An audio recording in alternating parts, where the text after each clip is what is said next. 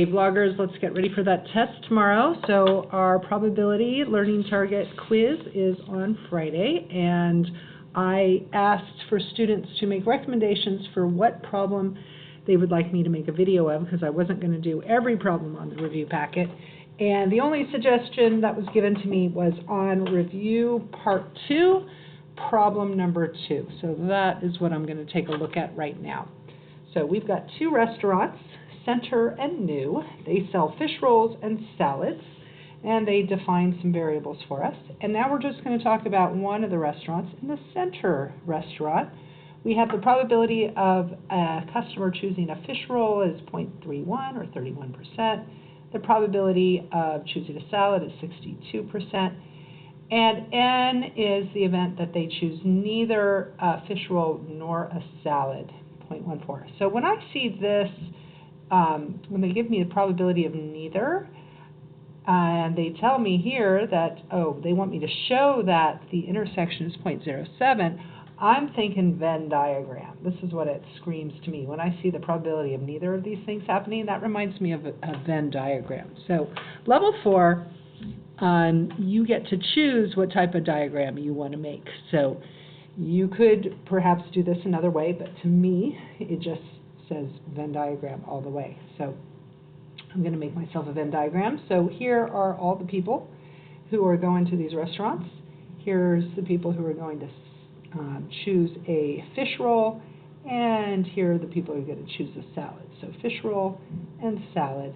And I know that 0.14 are going to choose neither, so they go out here. Then I know that fish, this whole circle has to account for 31%.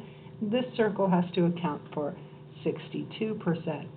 So in order to figure out what the overlap is, well, I need to know how much do these two put together, how much does that equal? So I need to figure out what is the probability of the union of fish and salad. I need the union of that. Well, the union of that is going to be just 1 minus 0.14, because the people who don't choose either a fish roll or a salad is 0.14. That means everybody else does have either a fish roll or a salad.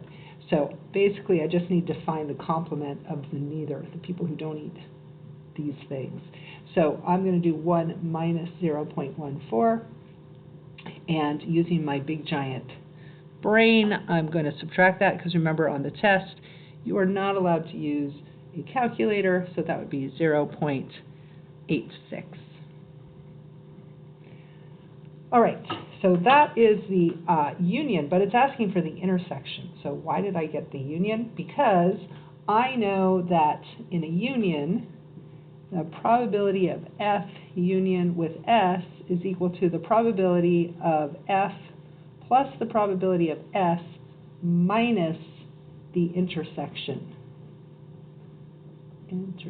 So that's my addition rule, or combined events rule from the formula packet. So now I can fill in some numbers. So I have 0.86. I have the probability of fish is 0.31, plus the probability of salad, 0.62, minus, and I'm just going to call this X for right now.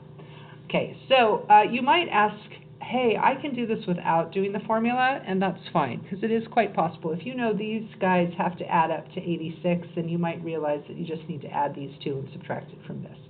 Okay, that's fine. But I'm just doing it with the formula just to be a little more rigorous. But it's fine if you can if you can figure out what calculations need to be done without actually using the formal formula, that's okay. But do show your work, because it says show that. So you got to show me all the calculations you're doing. All right, I'm going to move my X to the other side so that it is positive. And then I have these two I'm going to add together. So I have, that would be 0.93. And then I'm going to move the 0.86 to the other side, so negative 0.86. And then if I subtract those, I'm going to have to do some scratch work, because I'm not allowed to use a calculator, so I'm going to stack them up. So 86 up to 93. From 86 to 90, that's 4. 4 plus 3 is 7. So that would be 0.07. Okay, so notice this is a show that problem, so you can't just write down the answer. I already gave you the answer. you have to show how you got it. All right, so that's the show that. Okay, part B. Given that a customer chooses salad, all right, let's start writing this down. The probability given they choose a salad, find the probability the customer also chooses a fish roll. Okay, so here's my notation. And for this, I like using the formula, but you could perhaps just use the Venn diagram also. In fact, let's go ahead and do this. Let's fill in the Venn diagram. So the overlap is 0.07. So I could go ahead and fill in fish. Since 0.31 is the probability of choosing fish, I'm going to subtract the overlap to get what goes in here. So let's see, that would be 0.24. Let's see, if I add those, do I get 0.31? Yeah. So this would be 0.24, and then I'll do the same thing for this side.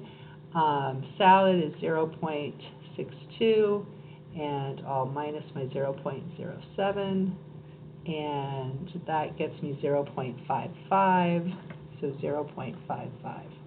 All right, so given that a customer chooses a salad, you know what? I'm actually just going to go ahead and use my Venn diagram. I don't even need to use the formula. Maybe I'll do it both ways. Okay, so I'll do it with the Venn diagram first. So given that they choose a salad, well, how many people choose a salad? Well, that's this entire circle. So the people who choose a salad is 62%. So I could just say, I can make that just 62. We'll say there were 100 people. 62 out of 100 would choose the salad. So I'm going to have 62 is going to be my denominator. Now find the probability that out of those people they choose a fish roll. Well, I'm going to say that's 7. See how this is 7 out of 100? 7 hundredths is 7 out of 100. So I could say if this was in fact 100 people, I'd have 24 people here, 7 here, 55 here, and 14 here. That adds up to 100. So 67 people take the salad. 7 of those also take the fish roll. Okay, so that's doing it just kind of logically thinking it through, looking at my Venn diagram. I also could do it with the formula. Probability of fish given salad is going to be the probability of fish intersecting with salad divided by the probability of the second letter, which is salad. So the probability of the intersection we just showed was 0.07. And I'm going to divide that by the probability of salad, which was given to me, which is 0.62. Oh, wait a minute. Did I write something down wrong? I'm sorry. When I added those together, 0.07 and 0.55, that was 62, not 67. What am I thinking? Sorry. My apologies.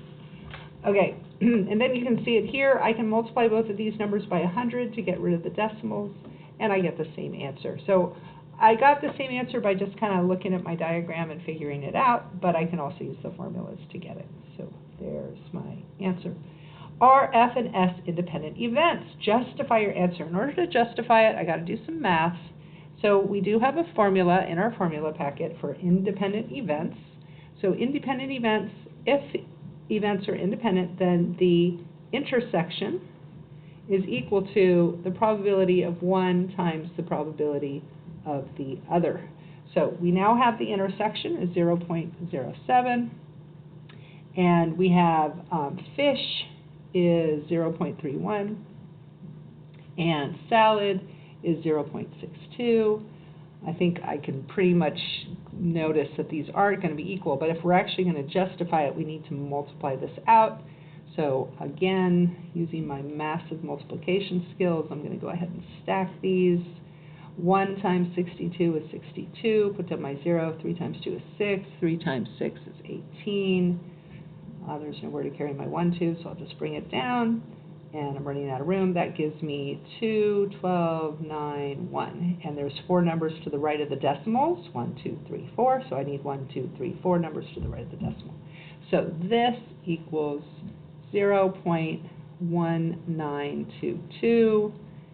Does that equal 0.07? No. So I've just justified that these are not independent events.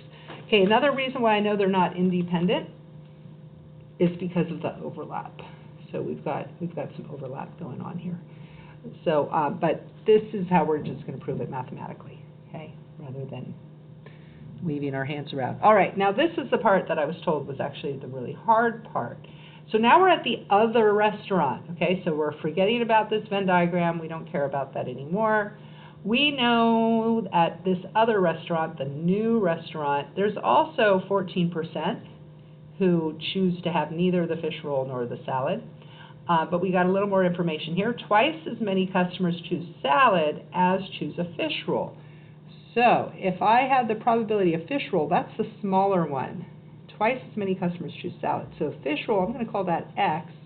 And the probability of salad, that's twice as many people. So if the probability is X for fish rolls, it's going to be twice that, because it's going to be twice as many people. So I have double the chance of choosing somebody who likes the salad. So I'm going to call that 2X. Okay, and now I want to find the probability that a fish roll is chosen. Find the probability that a fish roll is chosen. So in other words, I'm going to solve for X. Okay, so since they told me that these events are independent, that's giving me a huge hint that I should be using the formula for independence. So I'm going to be using the same formula again. The intersection is equal to the probability of choosing fish times the probability of choosing salad. And I know that fish is going to be X, and so I'm going to go ahead and fill that in. And the probability of salad is going to be 2X. So I can say the probability of both of these things happening is going to be 2X squared. 2X squared. And then I'm stuck. Okay, so what else can I do? I can look at my other formulas, and I can think about how about this number right here? What can I do with that? So the probability of people who get neither is 0.14, so that means I can figure out the probability of the people who do get something. Okay, this is probability of that they get nothing, so I want the probability that they get something. So that's going to give me the probability of the union. They either get fish or they get salad is going to be equal to 1 minus the probability that they get neither. Oh, we've seen this before. So that means the probability of the union, just like before, it's still equal to 0.86. Now I can use my addition rule, because I have the union, I have an expression for the intersection, and I have expressions for fish and salad. Okay, so this was kind of just like a little setup up there. Now I'm going to do, all right, the probability of the union is going to be equal to the probability of fish plus the probability of salad minus the probability of the overlap. So the union was 0.86, fish is X, salad is 2X, and the intersection is 2X squared. Oh, what does this look like? Yes, it is. It's a quadratic, and it's a really ugly one, and let me just tell you, we're not going to finish this without a calculator. We would actually solve this with a calculator. So let's go ahead, and it's a quadratic, so I want to set it equal to 0. So I'm going to move all my x's to the other side. So I'm going to have 2x squared. I have 3x here, move them to the other side. That gives me minus 3x. And plus 0.86, that's going to be equal to 0. And if we do the quadratic formula, because there's no way I'm going to try and factorize this, if we do the quadratic formula, I get x equals negative b plus or minus square root b squared minus 4ac all over 2a. Okay, I could do that, or I could use my graphing calculator to just put this equation in and graph it and find the intercepts. Okay, so I could solve it using the quadratic formula. I could solve it by graphing. So whichever way you do it, I'm not going to bother doing that here, because you're not going to have to, if I give you a quadratic on the test, it's not going to require anything this complicated. Okay, it would be easy to factor if that was necessary to solve a quadratic. I'm not going to give you anything that would require technology, so I'm just going to go ahead and tell you I solved this and I got two answers. I got 1.11 and I also got 0.386. Now here's the interesting thing. What is the correct answer, or are there two correct answers? And I'm going to tell you right now, there's only one correct answer. So think about it. The probability of choosing fish is my x. So the probability of choosing fish, is that going to be 111%, or is it going to be 38.6%? So I'm going to leave it up to you. You decide which answer needs to be crossed out and only one of these answers accepted, because one of the answers is basically outside the domain of the problem. All right, I'm going to let you figure that out. All right, so now here's the bonus round. I'm going to give you all the answers to the entire worksheet. Are you ready? Here they come. Bam. There's the answers to problem 1, all written out. I just did this, so hopefully you can read it all. And where's the next one? Did I write those in the right place? Let's see. Yep, I think so. I think I have all the answers in the right place. All right, so answer A, B, C, and D. And then for the back, here's the back. There's all that. And there's all of that. Okay, so you can check your own answers.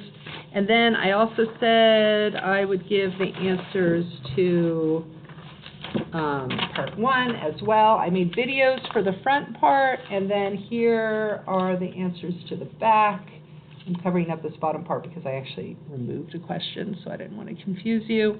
Here's the answers to the back: 30, 45, 7/10. I didn't say you don't have to reduce, so if you had the non-reduced, that's fine. If you happen to have this in non-reduced form, that's perfectly fine. And then here you do need to show, when it says explain, that really should say justify. You do need to show the formula and showing that mathematically it doesn't work. Okay, it's nice to explain it in words too, but I'm really looking for the math, and here's the math for this one, and the answers here: 5 over 36, 7 over 12, 3 over 13. And again, if you did not reduce, that's perfectly fine as well. You do not have to reduce your answers. All right, happy studying.